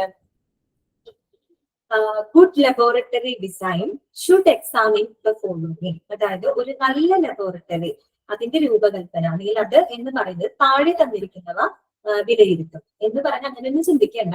ഒരു നല്ല ലാബിന് വേണ്ട ഗുണങ്ങൾ എന്തൊക്കെയാണ്? അത്രയേ ഉള്ളൂ സംഭവം, കേട്ടല്ലോ? ഒരു നല്ല ലാബിന് ഉണ്ടായിരിക്കേണ്ട കാര്യങ്ങൾ എന്തൊക്കെയാണ് എന്നാണ് അവിടെ പറയുന്നത്. കുറച്ച് പോയിന്റ്സ് ഉണ്ട് കേട്ടോ. അപ്പൊ നമുക്കതൊന്ന് വായിച്ചു നോക്കാം. സിമ്പിൾ ആയിട്ടുള്ള കാര്യങ്ങളാണ്. ഫസ്റ്റ് വൺ എന്താണ്? സൈനേജ്. എന്താണ് സൈനേജ്? എന്താണ് സൈനേജ് എന്ന് പറഞ്ഞാൽ? എന്താണ്? ചിത്രങ്ങള്, അടയാളങ്ങള്, പ്രതീകങ്ങള്, അതിനൊക്കെയാണ് നമ്മൾ സൈനേജ് എന്ന് പറയുന്നത്. സൈനേജ് ബോർഡുകൾ കണ്ടിട്ടില്ലേ? റോഡുകളിൽ കണ്ടിട്ടില്ലേ സൈനേജ് ബോർഡ്? നമ്മൾ ഹോസ്പിറ്റലിൽ പോകുമ്പോഴും കണ്ടിട്ടില്ലേ? ഇല്ലേ? നോ സ്മോക്കിംഗ് എന്നൊക്കെ പറഞ്ഞിട്ടൊരു സൈനേജ് ആണത്, അല്ലെ? അപ്പൊ എന്താണ് സൈനേജ് എന്നതുകൊണ്ട് ഉദ്ദേശിക്കുന്നത്? Signage within or outside the facility should be made available. എന്താണ് പറയുന്നത്? ഒരു ലാബിന്റെ അകത്തും അതുപോലെ തന്നെ പുറത്തും എന്ത് വേണം? സൈനേജ് ബോർഡുകൾ ഉണ്ടായിരിക്കണം, സൈനേജ് ലഭ്യമാക്കിയിരിക്കണം. അതായത് ഈ പറഞ്ഞ വാണിംഗ് സൈൻസ് ആയിരിക്കാം, മറ്റു എല്ലാ കാര്യങ്ങളും സൈനേജ് ഉണ്ടായിരിക്കണം. ഇനി അടുത്തതിൽ പറയുന്നു that consist of the following information. ഒരു സൈനേജ് ബോർഡിൽ ഉണ്ടായിരിക്കേണ്ട കാര്യങ്ങൾ എന്തൊക്കെയാണ്? അതാണ് പറയുന്നത്. എന്തൊക്കെയാ പറയുന്നത്? ഫസ്റ്റ് വൺ, നെയിം, പിന്നെ registration number, services offered, working hours, contact number. ഈ വർക്കിംഗ് അവേഴ്സ് കഴിഞ്ഞിട്ട് ഒരു കോമ ഇടുന്നു കേട്ടോ. Working hours, contact number, fees for different test and services. എന്താണ് പറയുന്നത്? നിങ്ങൾ കണ്ടിട്ടില്ലേ? ലാബിലൊക്കെ പോകുന്ന സമയത്ത് ആ ലാബിന്റെ പുറത്ത് ഒരു സൈനേജ് ബോർഡ് ഉണ്ടായിരിക്കും, അല്ലെ? അതായത് ആ ലാബിൽ നടക്കുന്ന പ്രവർത്തനങ്ങൾ, മീൻസ് എന്താ പറയാ, അവിടുത്തെ എന്തൊക്കെ ടെസ്റ്റുകൾ അവിടെ നടത്തുന്നുണ്ട്, ആ ടെസ്റ്റുകൾക്ക് എത്ര രൂപ വീതമുണ്ട്, അങ്ങനെയുള്ള കാര്യങ്ങളൊക്കെ രേഖപ്പെടുത്തിയിട്ടുള്ള ഒരു ബോർഡ് ഉണ്ടാവും, അല്ലെ? അപ്പൊ ഇവര് പറയുന്നത് ഒരു നല്ല ലാബ് ആണെങ്കിൽ, ഒരു നല്ല ലാബിന് എന്ത് വേണം? സൈനേജ് വേണം. അത് ലാബിനകത്തും പ്രദർശിപ്പിച്ചിരിക്കണം, പുറത്തും ഉണ്ടാവണം. ഈ ബോർഡിൽ എന്തെല്ലാം കാര്യങ്ങൾ ഉണ്ടാവണം? ഒന്ന് നെയിം ഉണ്ടായിരിക്കണം, പേരുണ്ടായിരിക്കണം, ലാബിന്റെ പേര്. ഇപ്പൊ നമ്മൾ ഹോസ്പിറ്റലിൽ പോകുമ്പോൾ എക്സ്റേ ലാബ് ആണെന്ന് ഇങ്ങനെ തിരിച്ചറിയുന്നത്, അതിന്റെ ഫ്രണ്ടിൽ എക്സ്റേ ലാബ് എന്ന് എഴുതിയിട്ടുണ്ടാവും. അതുപോലെ മറ്റേ കാർഡിയാക് സംബന്ധമായിട്ടുള്ള ലാബ് ആണെങ്കിൽ കാത്ത് ലാബ് എന്ന് എഴുതും, അതാണ് അതിന്റെ പേര് അല്ലെ. അപ്പൊ പേര് വേണം. പിന്നെന്താണ്? രജിസ്ട്രേഷൻ നമ്പർ അല്ലെ. ഓരോ ലാബിനും യുണീക്ക് ആയിട്ടുള്ള ഒരു രജിസ്ട്രേഷൻ ഐഡി ഉണ്ടാവും, രജിസ്ട്രേഷൻ നമ്പർ ഉണ്ടാവും, അത് രേഖപ്പെടുത്തിയിട്ടുണ്ടായിരിക്കണം. പിന്നെ സർവീസസ് ഓഫേർഡ്, ആ ലാബ് എന്തെല്ലാം സേവനങ്ങൾ ഓഫർ ചെയ്യുന്നുണ്ട് എന്ന് പറഞ്ഞാൽ എന്തൊക്കെ ടെസ്റ്റുകൾ അവര് ചെയ്യുന്നുണ്ട്, കസ്റ്റമേഴ്സിന് അവർ കൊടുക്കുന്നുണ്ട്, അതവിടെ രേഖപ്പെടുത്തിയിട്ടുണ്ടായിരിക്കണം. പിന്നെന്താണ്? വർക്കിംഗ് അവേഴ്സ് അല്ലെ. ആ ലാബിന്റെ പ്രവർത്തന സമയം അത് എത്ര മണിയാണ്, എത്ര മണി തൊട്ട് എത്ര മണി വരെയാണ്, അതവിടെ രേഖപ്പെടുത്തിയിരിക്കണം. പിന്നെന്താണ്? കോണ്ടാക്ട് നമ്പർ അല്ലെ. നമ്പർ വേണ്ടേ കോണ്ടാക്ട് ചെയ്യുമ്പോൾ നമ്മൾ സാമ്പിൾ കൊടുത്ത് അവിടെ വെയിറ്റ് ചെയ്തിരിക്കില്ല അല്ലെ, നമ്മൾ തിരിച്ചു പോകും. അപ്പൊ നമുക്ക് നമ്മുടെ റിസൾട്ട് ആയോ എന്നൊക്കെ അറിയണമെങ്കിൽ നമുക്ക് അവരെ കോണ്ടാക്ട് ചെയ്യണം, നമ്പർ വേണ്ടേ. So contact number. പിന്നെന്താണ്? Fees for different test and services, വിവിധ ടെസ്റ്റുകൾക്ക് അല്ലെങ്കിൽ വിവിധ സേവനങ്ങൾക്ക് അവര് ഈടാക്കുന്ന ആ ഒരു ഫീസ് അതും കൂടെ അവിടെ രേഖപ്പെടുത്തിയിട്ടുണ്ടായിരിക്കണം. മനസ്സിലായല്ലോ? സൈനേജ് എന്താണെന്നുള്ളത് ക്ലിയർ ആയില്ലേ? ഈ സൈനേജ് എവിടെ വേണം? ലാബിന്റെ അകത്തും വേണം, പുറത്തും ഉണ്ടാവണം. അതിനകത്ത് ഉണ്ടാവേണ്ട കാര്യങ്ങളും നമ്മൾ പറഞ്ഞിട്ടുണ്ട്. പേരുണ്ടാവണം, രജിസ്ട്രേഷൻ നമ്പർ ഉണ്ടാവണം, അവർ കൊടുക്കുന്ന സേവനങ്ങള്, വിവിധ ടെസ്റ്റുകൾക്ക് ഈടാക്കുന്ന ഫീസുകള്, അതുപോലെ അവരുടെ പ്രവർത്തന സമയം, അവരെ കോണ്ടാക്ട് ചെയ്യാനുള്ള നമ്പർ, ഇത്രയും കാര്യങ്ങൾ ആ ഒരു സൈനേജ് ബോർഡിനകത്ത് ഉണ്ടായിരിക്കണം. ക്ലിയർ ആണല്ലോ? ഓക്കെ. ഇനി സെക്കൻഡ് പോയിന്റ് എന്താണ് പറയുന്നത്? Essential health and safety regulations use safety signage as applicable അല്ലെ. എന്താണ്? അത്യാവശ്യമായിട്ടുള്ള ആരോഗ്യ സുരക്ഷാ നിയന്ത്രണങ്ങളൊക്കെ എവിടെ ഉണ്ടാവണം? ഒരു ലാബിനകത്ത് ഉണ്ടായിരിക്കണം. വേണ്ടേ? ലാബിന്റെ സേഫ്റ്റി അല്ലെ, അത് ഉറപ്പാക്കേണ്ടതുണ്ട്. അപ്പൊ അത്യാവശ്യമായിട്ടുള്ള ആരോഗ്യ സുരക്ഷാ നിയന്ത്രണങ്ങളെല്ലാം ഒരു ലാബിനകത്ത് മെയിൻറ്റെയിൻ ചെയ്യേണ്ടതുണ്ട്. യൂസ് സേഫ്റ്റി സൈനേജസ് ആപ്ലിക്കബിൾ, ആവശ്യമായിടത്തെല്ലാം തന്നെ സേഫ്റ്റി സൈനേജസ് ഉണ്ടായിരിക്കണം. അതായത് സേഫ്റ്റി മെഷേഴ്സ്, അങ്ങനെയുള്ള സൈനേജ് ബോക്സുകളൊക്കെ ഉണ്ടായിരിക്കണം. അത്യാവശ്യമായിട്ടുള്ള കാര്യം എന്താണ്? സാമ്പിളുകളൊക്കെ പലതും എന്താണ്? ഇൻഫെക്റ്റഡ് ആയിരിക്കും. ഓരോ പേഷ്യൻസിന്റെ അസുഖം കണ്ടുപിടിക്കാൻ വരുന്ന സാമ്പിൾസ് അല്ലേ ഇതൊക്കെ. അതൊക്കെ പലതരത്തിൽ ഇൻഫെക്റ്റഡ് ആയിട്ടുള്ള സാമ്പിൾസുകളായിട്ടാണ് ഡീൽ ചെയ്യുന്നത്. അപ്പൊ അത് കൈകാര്യം ചെയ്യുമ്പോൾ നമുക്ക് സുരക്ഷിതമല്ലാന്നുണ്ടെങ്കിൽ അതിൽ നിന്ന് പല അസുഖവും നമുക്കും കിട്ടും. അതൊക്കെ ഉറപ്പാക്കും കേട്ടല്ലോ. അതൊരു നല്ല ലാബിന് വേണ്ട ഒരു ക്വാളിറ്റിയാണ്. Essential health and safety regulations. പിന്നെ മൂന്നാമത്തെ പോയിന്റ് എന്താ പറയുന്നത്? എമർജൻസി പ്ലാൻസ് ബ്രാക്കറ്റിൽ കൊടുത്തിട്ടുണ്ട്. Fire, chemical spillage, lab accidents etcetera and disaster management plans. Emergency plans അല്ലെ, അടിയന്തരമായിട്ട് ചെയ്യേണ്ടി വരുന്ന ചില പ്ലാനുകൾ ഉണ്ട്. അതൊക്കെ മുൻകൂട്ടി തന്നെ ഒരു ലാബിനകത്ത് ഉണ്ടായിരിക്കണം. എന്തൊക്കെയാണ് അടിയന്തര സാഹചര്യങ്ങൾ? ഒന്ന് രണ്ടും എക്സാമ്പിൾ അവർ പറയുന്നുണ്ട്. ഫയർ അല്ലെ, തീപിടുത്തം വരും. ഇപ്പൊ അതൊന്നല്ല, ഇതിപ്പോ എവിടെ വേണമെങ്കിലും തീപിടുത്തം ഉണ്ടാവും അല്ലെ. അപ്പൊ ഫയർ, അതുപോലെ തന്നെ കെമിക്കൽ സ്പില്ലേജ് എന്താണ്? അതായത് രാസ ചോർച്ചയൊക്കെ ഉണ്ടാവാം. ഒരുപാട് കെമിക്കൽസ് റിയേജൻസ് യൂസ് ചെയ്യുന്നുണ്ട് ലാബിനകത്ത്, അത് വല്ല ചോർച്ച സംഭവിക്കുക. സ്പില്ലേജ് എന്ന് വെച്ചാൽ ചോർച്ച എന്നാണ് അർത്ഥം. പിന്നെന്താണ്? Lab accidents. എങ്ങനെയൊക്കെയുള്ള ലാബ് ആക്സിഡൻസ് ഉണ്ടാവാം? ഇപ്പൊ അവിടുത്തെ ഗ്ലാസ് വേസ് ബ്രോക്കൺ ആവാം, താഴെ വീട് കുത്തുക, അതിൽ നിന്ന് ഏതെങ്കിലും തരത്തിലുള്ള ഇഞ്ചുറീസ് അവിടുത്തെ സ്റ്റാഫിന് സംഭവിക്കാം. അതൊക്കെ ലാബ് ആക്സിഡൻസ് ആണ്. എന്തെങ്കിലും പൊട്ടിത്തെറി ഉണ്ടാവാം ചൂടാക്കുന്ന സമയത്ത്, അതൊക്കെ ലാബ് ആക്സിഡൻസ് ആണ്. അപ്പൊ അത്തരം സിറ്റുവേഷൻസ് വരുവാണെങ്കിൽ അതിന് കറക്റ്റ് ആയിട്ട് എന്ത് വേണം? എമർജൻസി പ്ലാൻ ഉണ്ടായിരിക്കും. അപ്പൊ അവിടെ നിന്ന് ഇവാക്യുവേറ്റ് ചെയ്യാനുള്ള മാർഗം, അല്ലെങ്കിൽ ആ ഒരു റിക്കവർ ചെയ്യാനുള്ള പ്ലാനുകൾ, അതൊക്കെ മുൻകൂട്ടി തന്നെ ഒരു ലാബിനകത്ത് ഉണ്ടായിരിക്കണം. ആൻഡ് ഡിസാസ്റ്റർ മാനേജ്മെന്റ്, ഇത് തന്നെ സെയിം. ഡിസാസ്റ്റർ മാനേജ്മെന്റ് പ്ലാൻസ് എന്ന് പറയുമ്പോൾ അറിയാലോ, ഡിസാസ്റ്റർ എന്ന് പറഞ്ഞ ദുരന്തങ്ങളാണ്. ഇത്തരത്തിലുള്ള എന്തെങ്കിലും ഇഷ്യൂസ് വരികയാണെങ്കിൽ അതിനെ ഹാൻഡിൽ ചെയ്യാനുള്ള, അതിനെ ഓവർകം ചെയ്യാനുള്ള ഒരു പ്ലാൻസുകൾ ഒരു ലാബിനകത്ത്, ഒരു നല്ല ലാബിനകത്ത് ഉണ്ടായിരിക്കണം. പിന്നെന്താണ് പറയുന്നത്? കോൺസ്റ്റന്റ് പവർ സപ്ലൈ, അതായത് ഒരു സ്ഥിരമായിട്ടുള്ള വൈദ്യുതി വിതരണം ഉണ്ടായിരിക്കണം. നമുക്കറിയാം ഒത്തിരി മെഷീൻസും ഡിവൈസസും ഒക്കെ വർക്ക് ചെയ്യുന്നതാണ് ലാബ് എന്ന് പറയുന്നത്. അപ്പൊ അവിടെ എന്താണ്? വൈദ്യുതി ഇല്ലെങ്കിൽ, ഇലക്ട്രിസിറ്റി ഇല്ലാതുണ്ടെങ്കിൽ പല പ്രശ്നങ്ങൾ വരും അല്ലെ. ടെസ്റ്റ് ചെയ്തുകൊണ്ടിരിക്കുന്നതിൽ പവർ ഫെയിലിയർ വരുവാണെങ്കിൽ അത് ടെസ്റ്റിനെ പല രീതിയിൽ ബാധിക്കും അല്ലെ. അപ്പൊ എപ്പോഴും ഒരു കോൺസ്റ്റന്റ് പവർ സപ്ലൈ ഒരു നല്ല ലാബിൽ ഉണ്ടായിരിക്കണം. പിന്നെന്താണ് പറയുന്നത്? വെന്റിലേഷൻ, എൻവിയോൺമെന്റ് കൺട്രോൾ ബ്രാക്കറ്റിൽ കൊടുത്തിട്ടുണ്ട്. Temperature, humidity etcetera and lighting arrangements. Ventilation ഉണ്ടാവണം അല്ലെ, അതായത് നല്ലൊരു വായു പ്രവാഹം ഉണ്ടായിരിക്കണം ഒരു ലാബിനകത്ത്. പിന്നെന്താണ്? എൻവിയോൺമെന്റ് കൺട്രോൾ, ആ ലാബിനകത്ത് ആ എൻവിയോൺമെന്റ്, അവരുടെ അറ്റ്മോസ്ഫിയർ ഒരു നിയന്ത്രിതമായിട്ടുള്ള രീതിയിലായിരിക്കണം. പ്രാക്ടിക്കലി അവർ കൊടുത്തിട്ടുണ്ട് ടെമ്പറേച്ചർ, ഹ്യൂമിഡിറ്റി. അല്ലെ. ഹ്യൂമിഡിറ്റി എന്ന് പറഞ്ഞാൽ എന്താണ്? ഈർപ്പമാണ്. അതായത് നമ്മുടെ അന്തരീക്ഷത്തിലുള്ള ഒരു ടെമ്പറേച്ചറുടെ വേരിയേഷൻ, ഊഷ്മാവിന്റെ വ്യത്യാസമോ അല്ലെങ്കിൽ ഒരു ഈർപ്പത്തിലുള്ള വ്യത്യാസമോ ഒക്കെ ചിലപ്പോൾ ചില സാമ്പിളുകളുടെ ടെസ്റ്റിൽ വേരിയേഷൻ ഉണ്ടാക്കാം അല്ലെ. നമ്മൾ എടുക്കുന്ന ഇത്തരത്തിലുള്ള ക്ലിനിക്കൽ സ്പെസിമെൻസ് ആണ്. ഒരു ടെമ്പറേച്ചർ വേരിയേഷൻ വരികയാണെങ്കിൽ ചിലപ്പോൾ അതിന് ചെറിയ മാറ്റങ്ങൾ വരും. ഈ കെമിക്കൽസും റിയേജൻസ് ഒക്കെ ആഡ് ചെയ്തിട്ടാണ് നമ്മൾ ടെസ്റ്റ് ചെയ്യുന്നത്. അപ്പൊ അതിലൊക്കെ ചെറിയ വേരിയേഷൻ വരും. ടെമ്പറേച്ചർ വേരിയേഷൻ വന്നാൽ അല്ലെങ്കിൽ ഒരു ഹ്യൂമിഡിറ്റിയിൽ ഒരു വ്യത്യാസം വന്നാലൊക്കെ ആ ടെസ്റ്റിന്റെ റിസൾട്ടിനെ എഫക്ട് ചെയ്യും. അതുകൊണ്ട് തന്നെ ഒരു നല്ലൊരു രീതിയിലുള്ള ഒരു എൻവയോൺമെന്റ് കൺട്രോള് ലാബിനകത്ത് ഉണ്ടായിരിക്കും. കേട്ടല്ലോ. പിന്നെന്താണ്? Lighting arrangements. അതായത് ഈ പറഞ്ഞോളും ഒത്തിരി വളരെ മൈക്രോസ്കോപ്പിക് ആയിട്ടുള്ള ടെസ്റ്റിങ്ങുകളാണ് നമ്മൾ ചെയ്യുന്നത്. അത്രയും സൂക്ഷ്മമായിട്ടുള്ള കാര്യങ്ങളാണ് ചെയ്യുന്നത്. അപ്പൊ അതിന് വെളിച്ചം വളരെ അത്യാവശ്യമാണ്. അപ്പൊ നല്ല ഇലുമിനേഷൻ ഉണ്ടായിരിക്കണം. അതുപോലെ തന്നെ ഷാഡോ ഫ്രീ ആയിട്ടുള്ള ലൈറ്റ് ആയിരിക്കണം. അതുപോലെ ഗ്ലയർ കുറവുള്ള അങ്ങനെയൊക്കെയുള്ള ലൈറ്റ് എപ്പോഴും ഉണ്ടായിരിക്കും ഒരു ലാബിനകത്ത്. അത്യാവശ്യമാണത്. ഒരു നല്ല ലാബിന് അത് ഉണ്ടായിരിക്കണം കേട്ടോ. പിന്നെ എന്താ പറയുന്നത്? Communication facility with referral centres. എന്താണ് പറയുന്നത്? Communication facility with referral centres. എന്താണ് റെഫറൽ സെന്റേഴ്സ്? അതായത് വൺ ലാബ് ദാറ്റ് എന്താ പറയുക suggest another lab for testing. അതായത് ഒരു ലാബ് ടെസ്റ്റിങ്ങിന് വേണ്ടിയിട്ട് വേറൊരു ലാബിനെ റെഫർ ചെയ്യാൻ. അതായത് test that refers to other lab for testing means അതായത് ഒരു സാമ്പിള് ടെസ്റ്റ് ചെയ്യാനായിട്ട് ചിലപ്പോൾ ആ ലാബിനകത്ത് ഇത് ചെയ്തോളണമെന്നില്ല. ഒരു എക്സാമ്പിൾ പറയുകയാണെങ്കിൽ നമ്മുടെ നാട്ടിൻപുറത്തൊക്കെ നമ്മള് സാധാരണ ഒരു നോർമൽ ആയിട്ടുള്ള ഒരു ചെറിയ ലാബിലൊക്കെ പോയി നമ്മൾ തൈറോയിഡ് ഒക്കെ ടെസ്റ്റ് ചെയ്യുകയാണെങ്കിൽ ചില ലാബിൽ തൈറോയിഡിന്റെ ടെസ്റ്റുകൾ ചിലപ്പോൾ ചെയ്യില്ല. അവർ സാമ്പിൾ കളക്ട് ചെയ്യും. എന്നിട്ട് അവര് നമ്മളോട് പറയും ഒരു 3-4 ദിവസം പിടിക്കും കേട്ടോ ടെസ്റ്റ് റിസൾട്ട് വരാനായിട്ട്. അപ്പൊ എന്താ കാര്യം? അവിടെ സാമ്പിൾ മാത്രം കളക്ട് ചെയ്യുന്നു. ടെസ്റ്റ് നടത്തുന്നത് ആ ലാബിലായിരിക്കില്ല, വേറെ ലാബിലായിരിക്കും. അല്ലെങ്കിൽ ആ സാമ്പിളിനെ വേറെ ലാബിലേക്ക് അവർ റെഫർ ചെയ്യും. എന്നിട്ട് അവിടെ ആ ഒരു ലാബില് ടെസ്റ്റിംഗ് ഒക്കെ കഴിഞ്ഞ് അതിന് സൗകര്യമുള്ള വേറെ ഏതെങ്കിലും ലാബിലേക്ക് അവർ റെഫർ ചെയ്തിട്ട് അവിടെ ടെസ്റ്റിംഗ് ഒക്കെ കഴിഞ്ഞിട്ട് ആ റിസൾട്ട് ഇങ്ങോട്ട് ഇവർ ട്രാൻസ്ഫർ ചെയ്യും. അതാണ് നമുക്ക് തരുന്നുണ്ടാവുക. അപ്പൊ ആ ഒരു സമയമായിരിക്കാം അവർ 3-4 ദിവസമൊക്കെ നമ്മളോട് ചിലപ്പോൾ ആവശ്യപ്പെടാറുണ്ട് അല്ലെ. അപ്പൊ ഇത്തരത്തില് ഒരു ലാബ് ടെസ്റ്റിന് വേണ്ടിയിട്ട് ചിലപ്പോൾ പല സാമ്പിളുകളെ വേറൊരു ലാബിലേക്ക് റെഫർ ചെയ്യാറുണ്ട്. അപ്പൊ അത്തരം ലാബുകളെ നമുക്ക് റെഫറൽ സെന്റേഴ്സ് എന്നാണ് പറയുക. കേട്ടല്ലോ.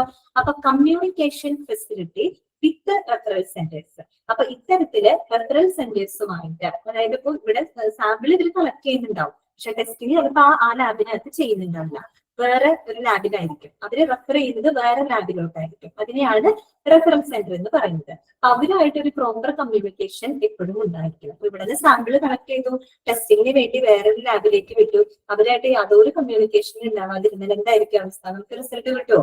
അല്ലെങ്കിൽ ഈ പറഞ്ഞ കസ്റ്റമറിന് റിസൾട്ട് കൊടുക്കാൻ പറ്റുമോ? ഇല്ല. അപ്പൊ അവരുമായിട്ട് ഒരു പ്രോപ്പർ കമ്മ്യൂണിക്കേഷൻ ഫെസിലിറ്റി ഉണ്ടായിരിക്കണം. അതാണ് പറയുന്നത് communication facility with referral centres. മനസ്സിലായല്ലോ. പിന്നെന്താണ് പറയുന്നത്?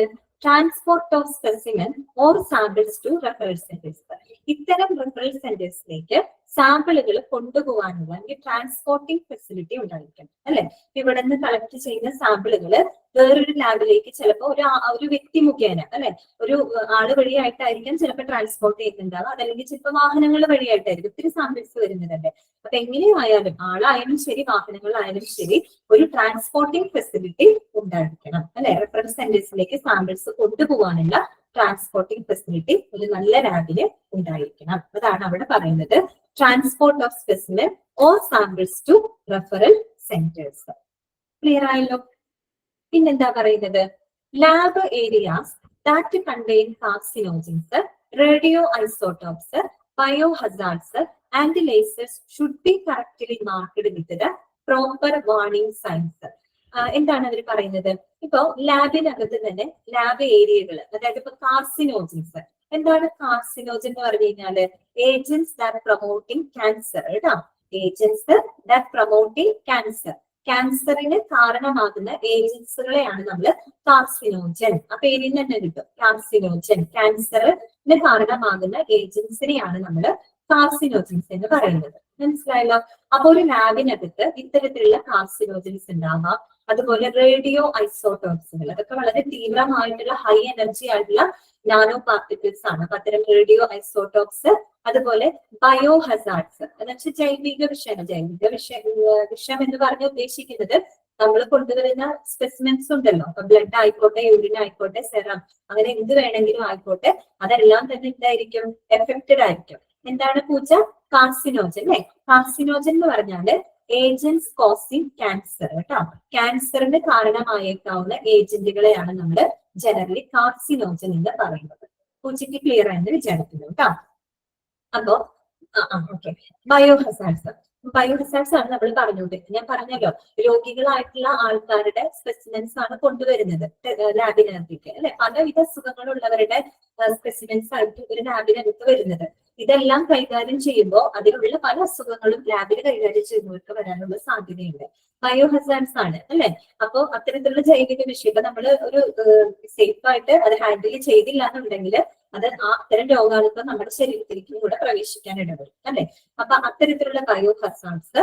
പിന്നെ ലേസേഴ്സ്. ലേസേഴ്സ് എന്ന് വെച്ചാൽ തീവ്രപ്രകാശം എന്നുള്ള അർത്ഥമുള്ളൂ. That should be correctly marked with proper warning signs. അപ്പൊ ഇങ്ങനെ ഒരു ലാബിനകത്ത് കാർസിനോജനുള്ള ഏരിയാസ് ഉണ്ടാവാം, റേഡിയോ ഐസോടോപ്സുള്ള സാധനങ്ങളൊക്കെ, ബയോഹസാർഡ്സ്, ലേസേഴ്സ്, ഇങ്ങനെയുള്ള ഏരിയകളെല്ലാം തന്നെ പ്രത്യേകമായിട്ടുള്ള അല്ലെങ്കിൽ കൃത്യമായിട്ടുള്ള വാർണിംഗ് സൈനോട് കൂടി തന്നെ രേഖപ്പെടുത്തി വെച്ചിരിക്കണം. എന്തിനാണ് അങ്ങനെ വാർണിംഗ് സൈനോട് കൂടി രേഖപ്പെടുത്തി വെക്കുന്നത്? അതല്ലാന്നുണ്ടെങ്കിൽ ആ റൂമിൽ പ്രവേശിക്കുമ്പോൾ എന്താണ് അപകടങ്ങൾ വരും അല്ലെ. അപ്പൊ അതില് ഇത്തരം വാർണിംഗ് സൈൻ കൊടുത്താൽ കറക്റ്റ് പ്രിക്കോഷനോട് കൂടി തന്നെ ആ ലാബിലേക്ക് അല്ലെങ്കിൽ ആ ഒരു റൂമിലേക്ക് എൻ്റർ ചെയ്യാനായിട്ട് പറ്റും അല്ലെ. അപ്പൊ വാർണിംഗ് സൈൻസ് കൊടുത്തിരിക്കണം. പിന്നെന്താണ് പറയുന്നത്? എല്ലാവരും ലീവ് ചെയ്ത് പോവാണോ? ക്ലാസ് കാണാത്തവര് റെക്കോർഡ് ക്ലാസ് കാണണം കേട്ടോ. പിന്നെ അടുത്ത എന്താണ് പറയുന്നത്? ടു എഷ്യൂ cross contamination, the basic infrastructure facilities should have separated designated areas for reception, for specimen collection, for waiting, work area, disposal area, cleaning of glasswares, toilet facilities for staff and for patients. എന്താണ് അവിടെ പറയുന്നത്? അവിടെ രണ്ട് വാക്കുകൾ നമുക്ക് പുതിയതുണ്ട്. ഒന്ന് to എഷ്യൂ. എഷ്യൂ ESCHEW. അതിന്റെ അർത്ഥം എന്താണ്? ഒഴിവാക്കുക. ഇഷ്യൂ എന്ന് പറഞ്ഞാൽ എന്താണ്? ഒഴിവാക്കുക കേട്ടോ. പിന്നെന്താണ്? Cross contamination. എന്താണ് ക്രോസ് കണ്ടാമിനേഷൻ എന്ന് പറഞ്ഞാല്? Transfer of micro organisms. എന്താണ്? ട്രാൻസ്ഫർ ഓഫ് മൈക്രോ ഓർഗാനിസംസ്, അതായത് സൂക്ഷ്മ രോഗാണുക്കളുടെ വ്യാപനം. അതിനെയാണ് നമ്മൾ ക്രോസ് കണ്ടാമിനേഷൻ എന്ന് പറയുന്നത്. മനസ്സിലായല്ലോ? അപ്പോ അത് രണ്ടും കൂടെ ഒന്ന് ചേർത്ത് നോക്കിയേ. ടു എഷ്യൂ ദ ക്രോസ് കണ്ടാമിനേഷൻ അല്ലെ, അതായത് സൂക്ഷ്മ രോഗാണുക്കളുടെ വ്യാപനം ഒഴിവാക്കുന്നതിന് വേണ്ടിയിട്ട് the basic infrastructure facilities should have separated designated areas for reception, for specimen collection. അങ്ങനെ പറയുന്നു. അതായത് എന്താണ്? നമ്മൾ ഇത്തരത്തിലുള്ള ഒരു സൂക്ഷ്മ രോഗാണുക്കളുടെ വ്യാപനം തടയുന്നതിന് വേണ്ടിയിട്ട് ഈ പറഞ്ഞ ലാബിനകത്ത് നമ്മൾ സാമ്പിൾ കളക്ട് ചെയ്യാനായിട്ട് ഒരു പ്രത്യേക ഏരിയ, അതുപോലെ വരുന്ന ആൾക്കാർക്ക് റിസപ്ഷൻ ആയിട്ട് ഒരു പ്രത്യേക ഏരിയ, എല്ലാത്തിനും എന്താണ് എന്താണ് മാളവിക? ഒന്നുകൂടെ പറയണോ? അതായത് നമ്മൾ ഈ പോയിന്റ് ആണ് പറയുന്നത്. ടു എഷ്യൂ the cross contamination, the basic infrastructure facilities should have separated designated areas for reception, for specimen collection, for waiting, for work area, disposal area, cleaning of glasswares, toilet facilities for staff and for patients. ഈ ഒരു point ആണ് നമ്മൾ പറയുന്നത്. Issue എന്ന് പറഞ്ഞാൽ ഒഴിവാക്കുക എന്നർത്ഥം. Cross contamination എന്ന് പറഞ്ഞാല് ട്രാൻസ്ഫർ ഓഫ് മൈക്രോ ഓർഗാനിസം, സൂക്ഷ്മ രോഗാണുക്കളുടെ വ്യാപനം. നോട്ട് ചെയ്ത് വെക്കണം കേട്ടോ. കാര്യം നമ്മൾ പിന്നീട് തന്നെ ചാപ്റ്റേഴ്സിൽ ഇതേ വേർഡ്സുകളൊക്കെ വന്നു പോകും. അപ്പൊ അയ്യോ അതെന്താണ് എന്ന് തോന്നരുത്, നോട്ട് ചെയ്ത് വെക്കണം കേട്ടോ. ഇങ്ങനെയുള്ള ടേംസുകളൊക്കെ വരും, വീണ്ടും ചിലപ്പോൾ റിപ്പീറ്റ് ചെയ്ത് വന്നുകൂടാന്നില്ല. അപ്പൊ നിങ്ങൾക്ക് അറിയാൻ വേണ്ടിയിട്ടാണ് എടുത്തു പറയുന്നത്.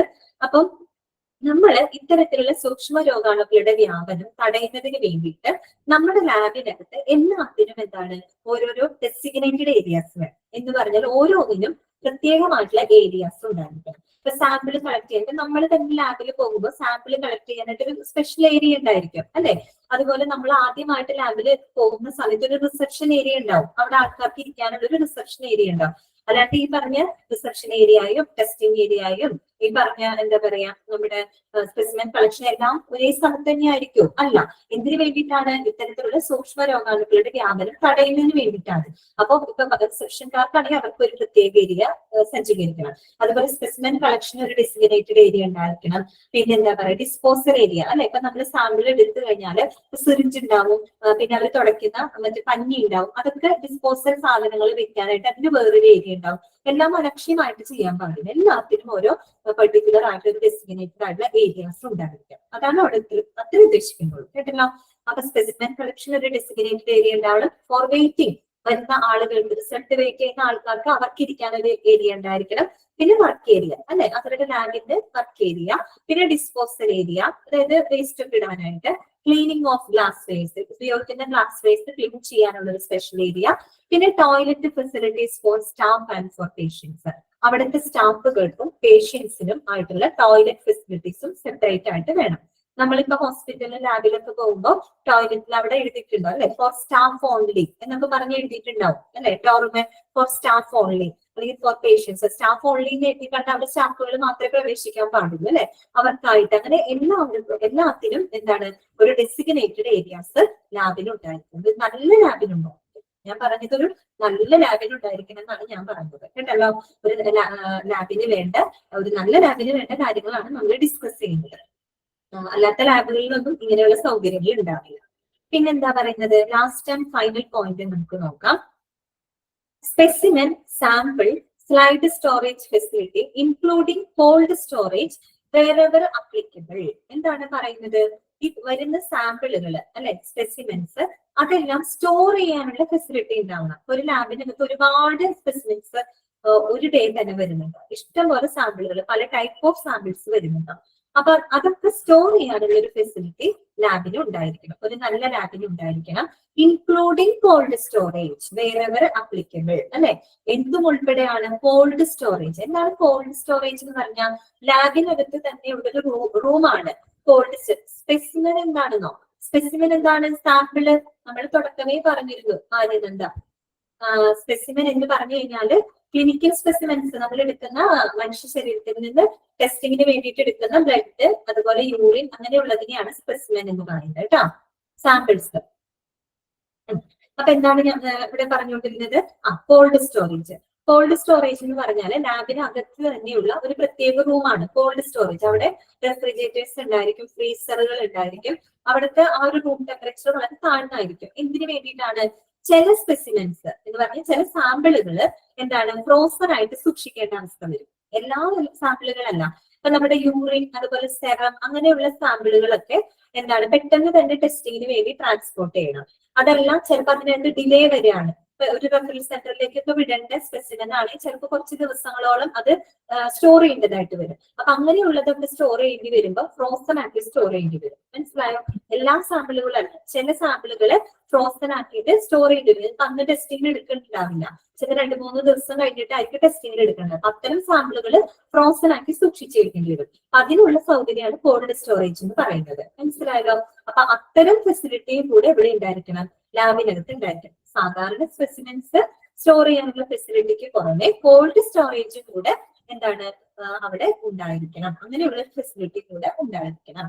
ഇനി എന്താ പറയുന്നത്, only authorised personal should have the access to examination area, record keeping areas. അത് മാത്രമല്ല, എന്താണ് ഒരു ഓതറൈസ്ഡ് ആയിട്ടുള്ള ഒരു അധികാരപ്പെട്ട ഒരു വ്യക്തിക്ക് മാത്രം, അല്ലെങ്കിൽ ഒരു ഉദ്യോഗസ്ഥന് മാത്രമാണ് അത്തരം റൂമുകളിലെ എക്സാമിനേഷൻ ഏരിയ അല്ലെ, ഈ പറഞ്ഞ എക്സാമിനേഷൻ ടെസ്റ്റ് നടത്തുന്ന ഏരിയയിലേക്കും റെക്കോർഡ് കീപ്പിംഗ് ഏരിയാസിലൊക്കെ പ്രവേശിക്കാനായിട്ട് അനുവാദം ഉണ്ടാകുള്ളൂ. മനസ്സിലായല്ലോ? അതായത് ഒരു അധികാരപ്പെട്ട ഒരു ഉദ്യോഗസ്ഥൻ, ഒരു വ്യക്തിക്ക് മാത്രമാണ് അത്തരം ഈ പറഞ്ഞ എക്സാമിനേഷൻ ഏരിയയിലേക്കും റെക്കോർഡ് കീപ്പിംഗ് ഏരിയാസിലൊക്കെ പ്രവേശിക്കാനായിട്ട് അനുവാദം ഉണ്ടാകുകയുള്ളൂ. ക്ലിയർ ആയല്ലോ? ഇത്രയാണ് നമ്മൾ പറഞ്ഞത് ഒരു നല്ല ലാബിന് വേണ്ട ക്വാളിറ്റീസ് എന്തൊക്കെയാണ് എന്നുള്ളത് നമ്മൾ പറഞ്ഞു.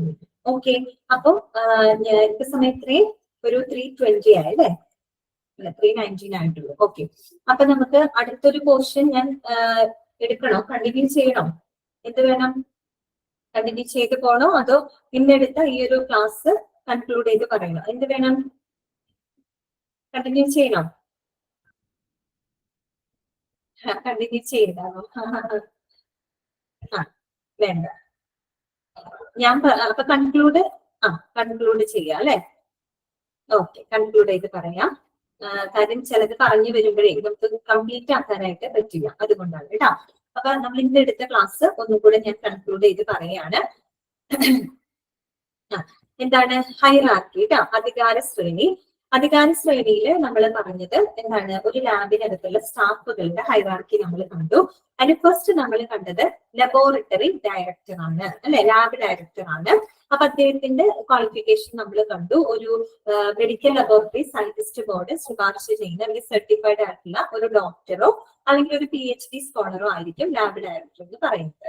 അദ്ദേഹത്തിന്റെ റെസ്പോൺസിബിലിറ്റി അത്യാവശ്യം വലിയൊരു റെസ്പോൺസിബിലിറ്റിയാണ്. ആ ലാബിൽ നടക്കുന്ന എല്ലാവിധ പ്രവർത്തനങ്ങളെയും കൺട്രോൾ ചെയ്യുക, നിയന്ത്രിക്കുകയും കൈകാര്യം ചെയ്യുക. അതോടൊപ്പം തന്നെ വളരെ ക്വാളിറ്റി ഉള്ള ഒരു പേഷ്യന്റ് കെയർ ഉറപ്പുവരുത്തണം. പിന്നെ കൺസൾട്ടിംഗ് പാത്തോളജിസ്റ്റുമായിട്ട് ആ ടെസ്റ്റ് റിസൾട്ടുകളെ എക്സ്പ്ലെയിൻ ചെയ്ത് കൊടുക്കണം അല്ലെ. പിന്നെ രണ്ടാമത്തെ നമ്മൾ കണ്ടത് ടെക്നിക്കൽ സൂപ്പർവൈസർ. അദ്ദേഹത്തിന്റെ ക്വാളിഫിക്കേഷനും എന്ത് തന്നെയാണ് നമ്മൾ പറഞ്ഞത്, മാസ്റ്റേഴ്സ്, MD or PhD ആവാം. അതല്ലാന്നുണ്ടെങ്കിൽ ആ ഒരു ലാബുമായിട്ട് ബന്ധപ്പെട്ട വിഷയത്തിൽ ഈ പറഞ്ഞ മാസ്റ്റർ ഡിഗ്രി, PG അല്ലെങ്കിൽ ഗ്രാജുവേഷനോ ഉള്ളൂ വിത്ത് എക്സ്പീരിയൻസ് അല്ലെ. അദ്ദേഹത്തിന്റെ റെസ്പോൺസിബിലിറ്റി എന്താണ്, പേരിൽ തന്നെ കിട്ടും അല്ലെ. ടെക്നിക്കൽ സൂപ്പർവൈസർ ആണ്. ആ ലാബിന്റെ സാങ്കേതികവും ശാസ്ത്രീയവുമായിട്ടുള്ള പ്രവർത്തനങ്ങളുടെ മേൽനോട്ടം വഹിക്കലായിരിക്കും ഒരു ടെക്നിക്കൽ സൂപ്പർവൈസറുടെ റെസ്പോൺസിബിലിറ്റി. പിന്നെ നമ്മൾ കണ്ടത് ജനറൽ സൂപ്പർവൈസർ ആണ്. അത് പേരിൽ കിട്ടും, ജനറൽ ആയിട്ടുള്ള കാര്യങ്ങളാണ് അല്ലെ. അതായത് ഒരു ലാബിനകത്ത് നടക്കുന്ന ഡേ ടു ഡേ ആയിട്ടുള്ള ഓപ്പറേഷൻസ് അല്ലെങ്കിൽ ഫങ്ഷൻസിനെ സൂപ്പർവൈസ് ചെയ്യുന്നു. പിന്നെ അടുത്തത് ഏതാ വരുന്നത്, MLT അല്ലെ, മെഡിക്കൽ ലാബ് ടെക്നീഷ്യൻ ആണ്. അദ്ദേഹത്തിന്റെ ആ ഒരു ക്വാളിഫിക്കേഷൻ അറിയാൻ MLT ഡിഗ്രി കോഴ്സോ ഡിപ്ലോമ കോഴ്സ് ചെയ്തിട്ടുള്ള ആളായിരിക്കണം. അവരുടെ റെസ്പോൺസിബിലിറ്റി എന്ന് പറയുന്നത് ആ ലാബിലെ പതിവ് പരിശോധനകൾ നടത്തണം. ആരുടെ സൂപ്പർവിഷനില്, MLSന്റെയോ MTയുടെ സൂപ്പർവിഷനില്. ക്ലിയർ ആയല്ലോ. പിന്നെ അടുത്തത് നമ്മൾ കണ്ടത് ഫിലബോട്ടോമിസ്റ്റ്. ഫിലബോട്ടോമിസ്റ്റിന്റെ റെസ്പോൺസിബിലിറ്റി എന്താണ്, അതെ, ടെസ്റ്റിങ്ങിന് ആവശ്യമായിട്ടുള്ള ബ്ലഡ് സാമ്പിളുകൾ കളക്ട് ചെയ്യുക, ശേഖരിക്കുക എന്നുള്ളതാണ് ഫിലബോട്ടോമിസ്റ്റ്. PBT PBTയുടെ ഫുൾ ഫോം ആണ് ഫിലബോട്ടോമിസ്റ്റ്. പിന്നെ നമ്മൾ ഇൻഫ്രാസ്ട്രക്ചർ, അത് ജനറൽ ആയിട്ടുള്ള കുറച്ച് കാര്യങ്ങളാണ് നമ്മൾ കണ്ടത്. അതിലൊരു കാര്യം മനസ്സിലാക്കുക, ഒരു ലാബിന്റെ അടിസ്ഥാന സൗകര്യങ്ങൾ എഫക്ട് ചെയ്യുന്നത് പ്രധാനമായിട്ടും 3 കാര്യങ്ങളെയാണ്. ഒന്ന് ക്വാളിറ്റി ഓഫ് റിസർച്ച് ഡാറ്റ, 2 ആ ഒരു ലാബിന്റെ എഫിഷ്യൻസി, പിന്നെ എന്താണ് സേഫ്റ്റി ഓഫ് ലബോറട്ടറി വർക്കേഴ്സ്. മൂന്നാമത് നമ്മൾ കണ്ടത് ഒരു നല്ല ലബോറട്ടറിക്ക് വേണ്ട കാര്യങ്ങൾ എന്തൊക്കെയാണ്, എന്തൊക്കെ കാര്യങ്ങൾ ഉണ്ടായിരിക്കണം. അപ്പൊ നമ്മൾ ഫസ്റ്റ് കാര്യം സൈനേജ് വേണം അല്ലെ. സൈനേജ് ബോർഡ് ഉണ്ടായിരിക്കണം. അത് ലാബിനകത്തും പുറത്തും എന്ത് ചെയ്തിരിക്കണം, എക്സിബിറ്റ് ചെയ്തിരിക്കണം. അതിനായിട്ട് എന്തെല്ലാം കാര്യങ്ങൾ ഇൻക്ലൂഡ് ചെയ്യണം, പേര് വേണം, രജിസ്ട്രേഷൻ നമ്പർ വേണം, ആ ലാബ് ഓഫർ ചെയ്യുന്ന സേവനങ്ങൾ വേണം, അതിനായിട്ട് ഈടാക്കുന്ന ഫീസ് എത്രയാണ്, അതുപോലെ അവരുടെ വർക്കിംഗ് ടൈം, പിന്നെ അവരുടെ കോൺടാക്ട് നമ്പർ. പിന്നെ നമ്മൾ കണ്ടു അത്യാവശ്യമായുള്ള ആരോഗ്യ സുരക്ഷാ നിയന്ത്രണങ്ങൾ ഒരു ലാബില് മസ്റ്റ് ആയിട്ടും ഉണ്ടായിരിക്കണം. പിന്നെ എമർജൻസി പ്ലാൻസും ഡിസാസ്റ്റർ മാനേജ്മെന്റ് പ്ലാനുകളും മുൻകൂട്ടി തന്നെ ലാബിനകത്ത് ഉണ്ടായിരിക്കണം. നല്ലൊരു വെന്റിലേഷൻ ഉണ്ടായിരിക്കണം, വായുപ്രവാഹം ഉള്ളതായിരിക്കണം. പിന്നെ ഒരു എൻവയോൺമെന്റ് കൺട്രോളും അതുപോലെ ലൈറ്റിംഗ് അറേഞ്ച്മെന്റ്സ് ഒരു നല്ല ലാബിൽ ഉണ്ടായിരിക്കണം. അതുപോലെ തന്നെ റെഫറൽ സെന്റേഴ്സുമായിട്ട് ഒരു പ്രോപ്പർ കമ്മ്യൂണിക്കേഷൻ ഉണ്ടായിരിക്കണം. അത് മാത്രമല്ല ആ റെഫറൽ സെന്റേഴ്സിലേക്ക് സ്പെസിമെൻ ട്രാൻസ്പോർട്ട് ചെയ്യാനുള്ള ഫെസിലിറ്റീസും ഉണ്ടായിരിക്കണം. പിന്നെ കാർസിനോജൻസ് ഞാൻ പറഞ്ഞു, പ്രത്യേകം പറയാണ്, agents causing the cancer, that is called carcinogen.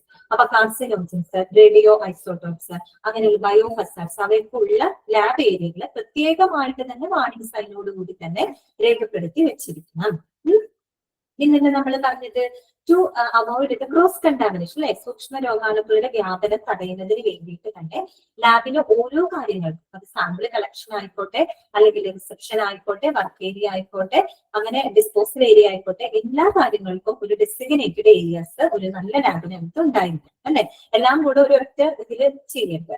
Carcinogen എന്ന് പറഞ്ഞാൽ Soumya, agents causing cancer, agents causing cancer, ക്യാൻസറിന് കാരണമാകുന്ന മെറ്റീരിയൽസ്, ഏജൻസ്, അതിനെയാണ് നമ്മൾ കാർസിനോജൻ എന്ന് പറയുന്നത്. പിന്നെ നമ്മൾ കണ്ടു എന്താണ്, പിന്നെ നമ്മൾ പറഞ്ഞത് ഈ പറഞ്ഞോളം സ്പെസിമെൻസ് കളക്ട് ചെയ്യാനുള്ള ഒരു ഫെസിലിറ്റി ഉണ്ടായിരിക്കണം, ഇൻക്ലൂഡിങ് കോൾഡ് സ്റ്റോറേജ് അല്ലെ. കോൾഡ് സ്റ്റോറേജ് ഫെസിലിറ്റിയും കൂടെ ഉണ്ടായിരിക്കണം. ഞാൻ പറഞ്ഞു ചില സ്പെസിമെൻസ് നമുക്ക് ചിലപ്പോൾ അന്ന് തന്നെ ടെസ്റ്റ് ചെയ്യുന്നില്ല, അല്ലെങ്കിൽ വേറെ വല്ല റെഫറൻസ് സെന്റേഴ്സിലേക്ക് കൊടുക്കുന്ന സാമ്പിൾസ് ആണ്, അത് ഫ്രോസൺ ചെയ്ത് വേണം സൂക്ഷിക്കാൻ. അപ്പൊ അതിന് എന്ത് വേണം, കോൾഡ് സ്റ്റോറേജ് ഫെസിലിറ്റിയും കൂടെ ഉണ്ടായിരിക്കണം.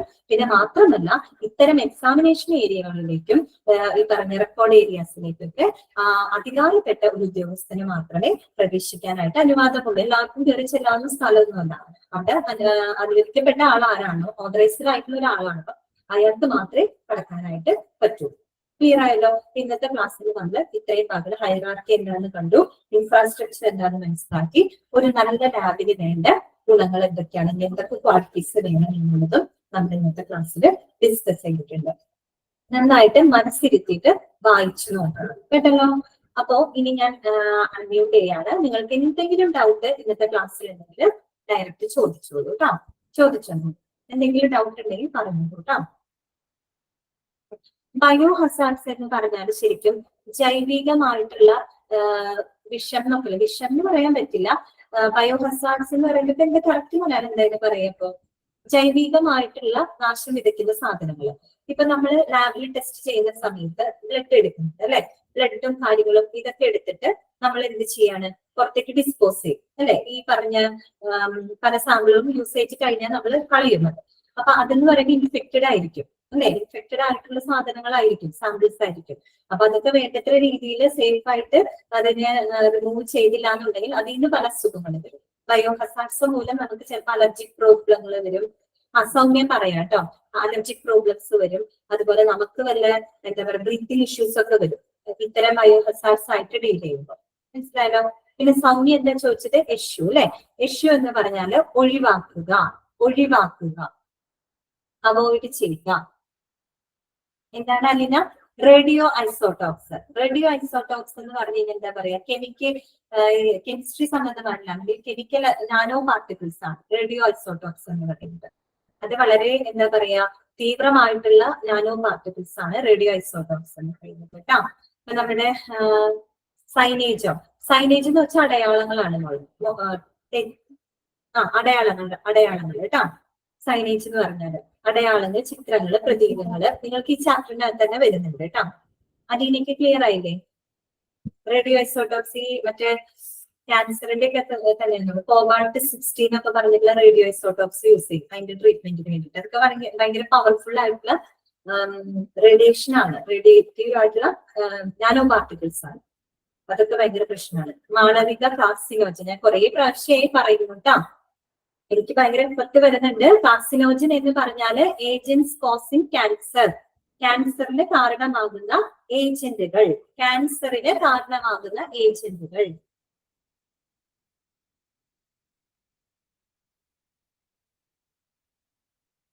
ക്ലിയർ ആയോ? ഇന്നത്തെ ക്ലാസ്സിൽ എന്തെങ്കിലും ഡൗട്ട്സ് ഉണ്ടോ? ഓക്കെ അല്ലേ?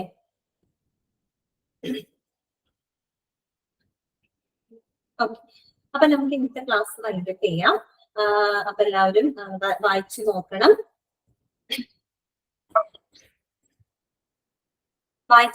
കേട്ടോ ക്ലാസ്. അപ്പൊ നമുക്ക് ഇനി അടുത്ത ക്ലാസ്സിൽ കാണാം, നെക്സ്റ്റ് ക്ലാസ്സിൽ കാണാം. അപ്പൊ എല്ലാവരും ഹാപ്പി ആയിട്ടിരിക്കാം. Take care, by.